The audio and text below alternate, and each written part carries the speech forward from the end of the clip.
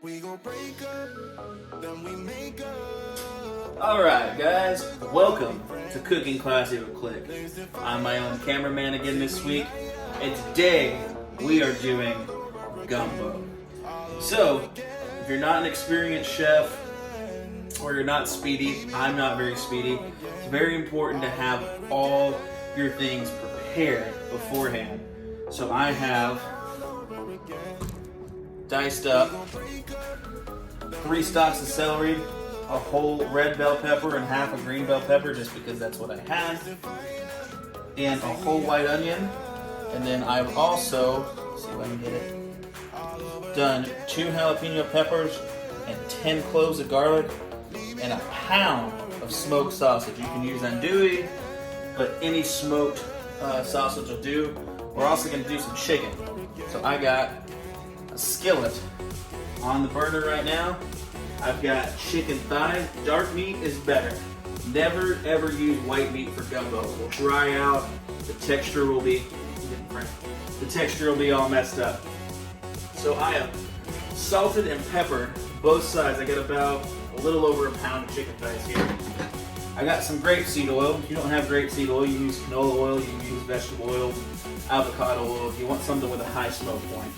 So I'm putting my grapeseed oil in this hot skillet, and I'm going to throw my chicken thighs in. Now it's very important to realize that I am not cooking these chicken thighs all the way through. I just want a good sear on both sides. So, throw those in. I'm going to get a good hard sear on both sides. I'll see you in a second, guys. Alright guys, I have browned off my chicken thighs. Again, want to remind you that I did not cook them all the way through, but I browned them. We're going to put them into the gumbo a little later when we do what's called a roll, or basically we're just going to leave it on the heat for a couple hours. It's going to cook through, it's going to break down, it's going to release all those juices. It's going to be great. So, right now I have, keep my face off camera, see if I can get closer with it. I have a cup, 1 cup of canola oil, and I have my Dutch oven here on the heat. I'm going to put my cup in, and I'm going to let that get to a smoke. I want it to start smoking. I want it to get piping hot. It's important to remind you at this point that if you've never made a roux before, low and slow is the way to go. If you mess up your roux, if you burn it, throw it out, start over, don't worry about it. It's not a big deal. I will say this, a lot of people use wooden spoons. I'm going to suggest for this part a whisk. So, I'm going to get a cup of flour.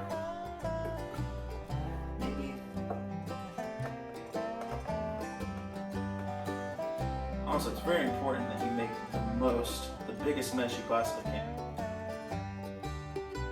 Cool. Got about a cup of flour there. We may add more, but right now we want a 1:1 ratio. Basically, when this is done, I want the consistency of like wet sand.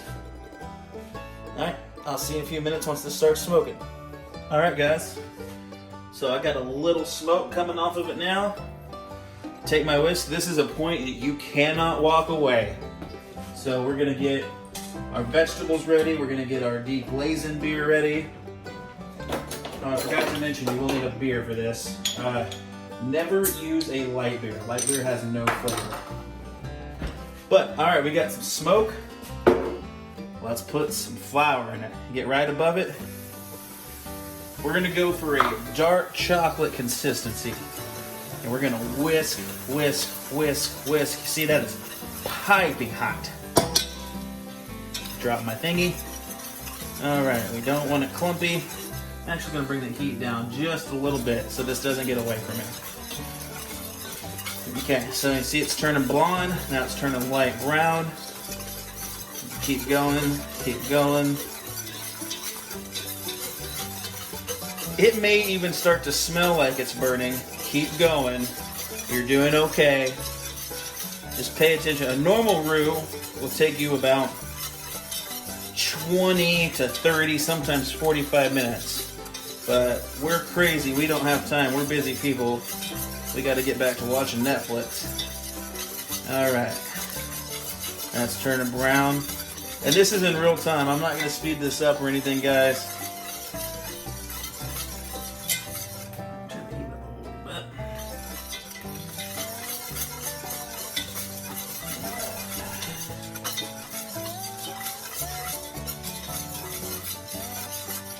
That's actually a really good consistency. I'm not going to need to add any more flour. But I do want this to get to the color of about a Hershey's chocolate bar. Pull my arm for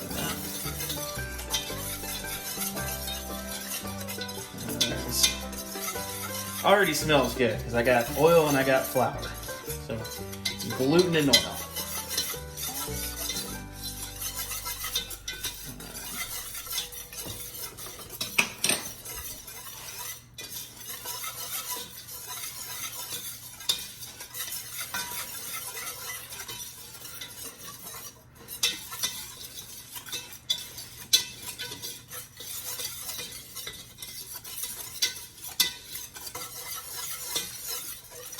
So my pot is moving a lot because it's so light right now.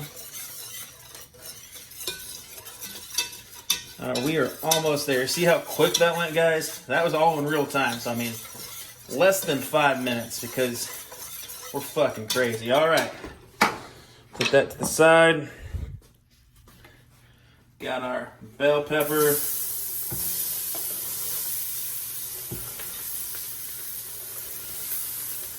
Onion and celery. If you make a little mess, you have some casualties that didn't make it in the pot, that is fine. Alright. So we're going to get our wooden implement here. And start cooking these out. You're going to notice some stuff sticking to the bottom, and that is fine. That's called fond, and that's going to be some flavor later when we deglaze.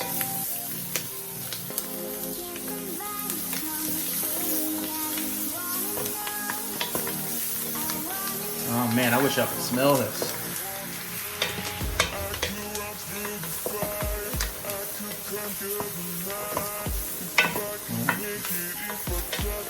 That is a good roux.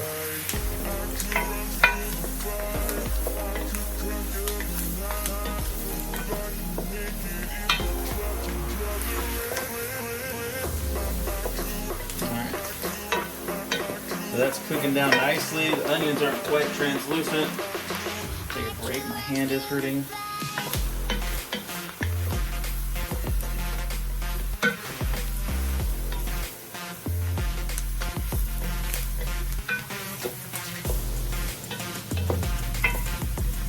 And guys, it is totally possible to make a vegan or at least a vegetarian gumbo. So in lieu of my protein, what I would do is I would add some very thick cut slices of mushrooms and probably some zucchini. Now it's not traditionally Cajun, but neither am I. Alright. So, now that I got that, I'm going to do my garlic and my jalapeños. I did de-seed my jalapeños, but I wasn't like super anal about it. So there's a couple seeds that make it in there. That's just some extra heat. And don't worry about it. At this time too, I'm also going to take some bay leaves. Boom. I don't care how many bay leaves you use, but I want to fry them off too. This will also, in this process, a lot of recipes when you use bay leaves, you have to remove them, but since I'm going to fry them off, they'll disintegrate over the next couple hours, and I won't have to remove them. They'll basically just melt into the pot, if you will. Makes it less work for everyone involved. But you want to keep this constantly going. You don't want anything to burn. We're going to add our liquid here in a minute. It's going to be fucking delightful. Alright. Man, it smells good. Guys, the hard part is almost over. It is almost over. Alright. So look at all that, man. That looks fucking good. Got my beer here. It's a Czech style lager. I'm going to pour in about half a bottle. Very important to have a cooking beer. So, I want to let that meld together, and I want all the alcohol to cook off before I add some chicken stock.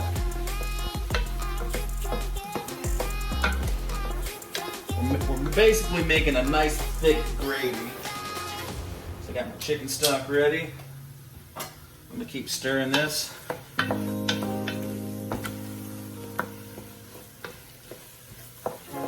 Yeah, you see how quick that, we got high heat, so that alcohol cooked off quick. All right.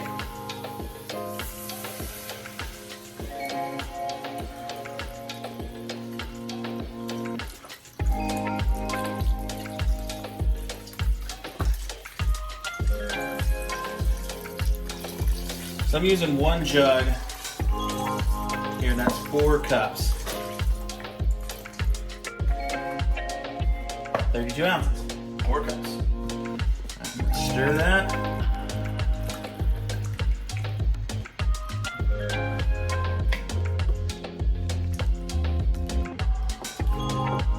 Ooh, warm.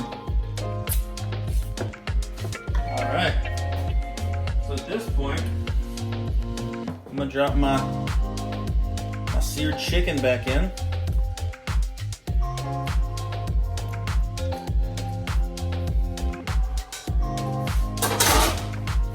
Let everything intermingle here.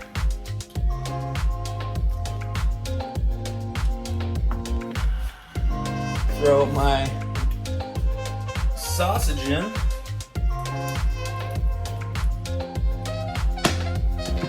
Give that a stir.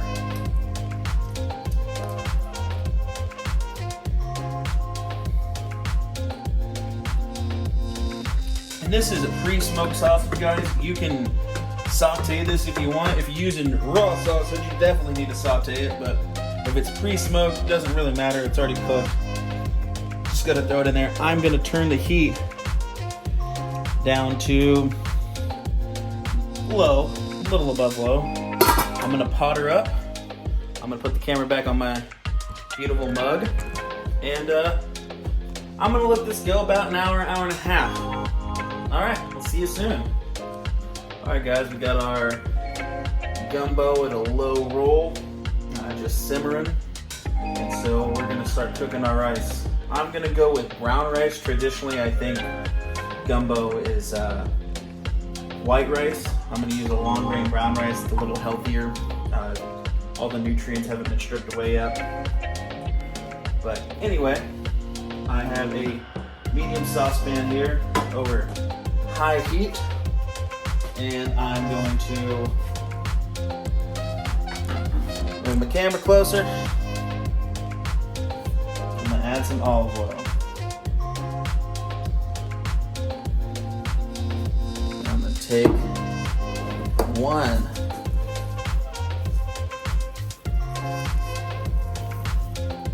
cup of rice. Put it in the olive oil. And I'm going to toast that off.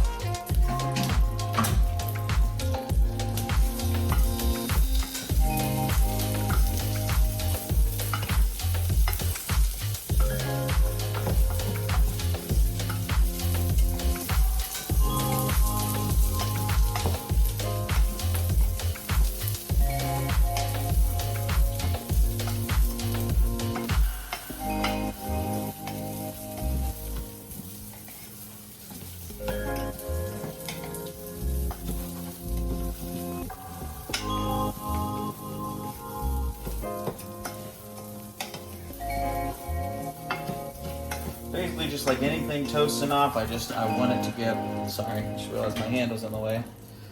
I want it to get a little brown. Yeah, and you're saying, oh Josh, it's brown rice. Like, I know. But it'll get a little darker. Alright. So for brown rice, you want to use, for 1 cup, you want to use 1 3/4 cups of moisture. You can use water, that's fine. I am going to use a chicken stock.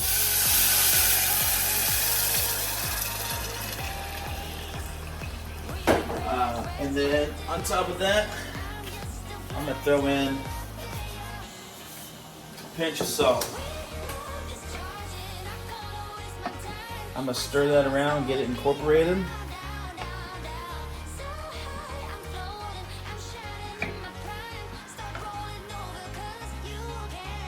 Then I'm going to turn this burner down to low or simmer, the lowest setting it'll go. And then I'm going to put a lid on her, and I'm not going to touch her for 45 minutes. It's very, very important when cooking your rice that you leave the lid on. You don't take the lid off at all. That's going to steam the rice. That's going to make the rice expand. It's really going to absorb all the flavor from that chicken stock, and it's going to be some great, great rice. When combined with the gumbo, it's going to absorb all that gravy. It's going to be just delicious. Speaking of which, while we're here, let's check our gumbo. Woo!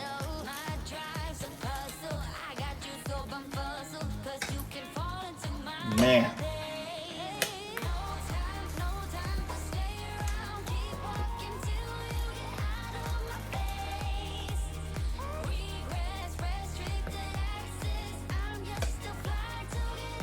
All right.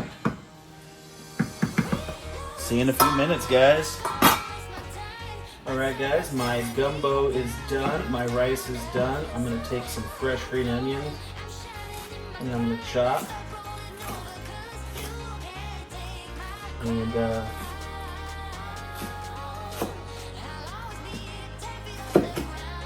see, like, I'm not even a fast chopper, guys, so like if you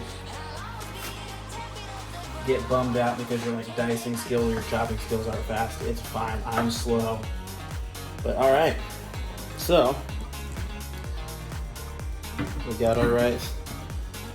Again, my own cameraman. So we'll take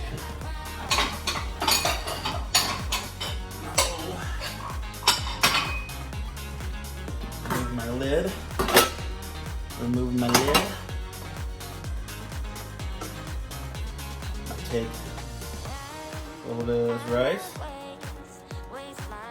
Put that in.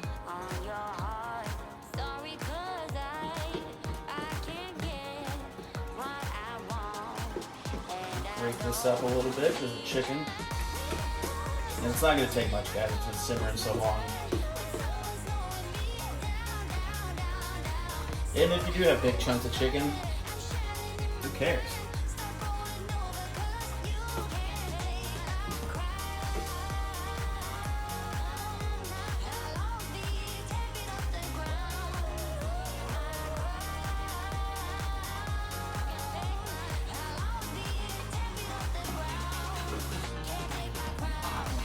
Gravy.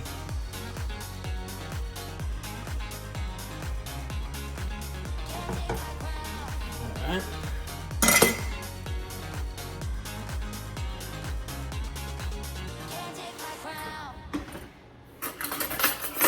You can tell that we're purely professionals here. Alright. That is chicken and sausage gumbo, ladies and gentlemen. If you have any questions or comments, please leave a comment. Please like and subscribe. Put my face back on the camera. And also, guys, I didn't really go over too many seasonings and spices that I put in this because, let's face it, if you're Cajun or you're from Louisiana or you like spicy, you're going to make it super hot. If you're like my relatives, the milder the better. I did put some cayenne, I put some paprika in there. I did load it up with black pepper. But again, it's all to taste. This is a really good base you can go to from there. A lot of you will probably also notice I didn't put okra in there because I don't like the texture of the okra. If you would like to add okra, I would suggest sauteing it separately and then putting it on top of the bowl when you're done. Alright guys, thank you so much. It's been Cooking Classy with Click.